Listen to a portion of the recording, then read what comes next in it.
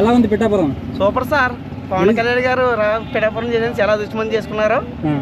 ఇంకో ఎన్నెన్నో బాగా నగ్గి లక్షతో మెజార్టీతో నగ్గాలని మేము ఆశిస్తున్నాం. లక్ష మెజారిటీ వస్తుందా?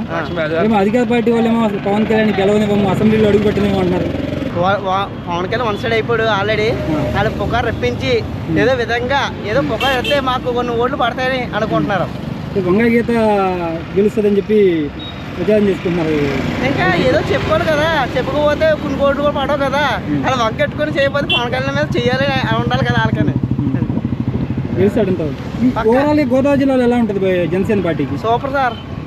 పవన్ కళ్యాణ్ గారు తెలుగుదేశం కలవడం వల్ల తెలుగుదేశం సపోర్ట్ కూడా బాగా బలవంతంగా తయారైంది.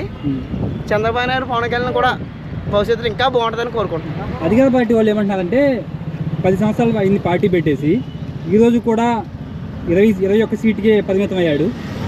ఇంకా సీఎం అయ్యేది ఎప్పుడు అని చెప్పి అడుగుతున్నారు. సార్ మనం ఎప్పుడు అవ్వాలని మన చేతులు లేదు సార్. ప్రజల్లో ఎన్నుకోవడం బట్టి మన సీఎం పవన్ కళ్యాణ్ అవ్వచ్చు, భవిష్యత్తు అవ్వచ్చేమో. అయినా అవ్వకపోయినా ప్రజలకు ఉపకారం చేసి వ్యక్తి పవన్ కళ్యాణ్ అనుకుంటున్నామని. జగన్ మీద రాళ్ల దాడి చేయించారు విజయవాడలో, చేయించింది పవన్ కళ్యాణ్ అంటారు. మనం ఒక 5 రెడ్డి మనం కొడించుకొని వాళ్ళ మీద ఎత్తుకుంటే అవి ఉపకారానికి ఓట్లు లేవు 4-5 పడతాయని జగన్ అలా ఉపకారం పెడుతున్నాడు అనుకుంటాను. ఎంత మెజారిటీ వస్తుంది భయ్యా పిఠాపురంలో? మేము ఒక 80-90 లక్ష మెజారిటీ. వంగ గీతకి ఎన్ని ఓట్లు పడతాయి అనుకుంటున్నారు? ఎన్ని వచ్చినాక పవన్ కళ్యాణ్ పక్క అయిపోయినాడు సార్. ఇంకా పక్క ఇంకా పవన్ కళ్యాణ్ పిఠాపురం చేశారంటే చాలా అదృష్టం చేసుకున్నారు పిఠాపురం వాళ్ళు. పిఠాపురం నియోజకవర్గంలో మొదటిసారి తెలుగుదేశం పార్టీ జనసేన పొత్తులో పవన్ కళ్యాణ్ టికెట్ ఇచ్చారు.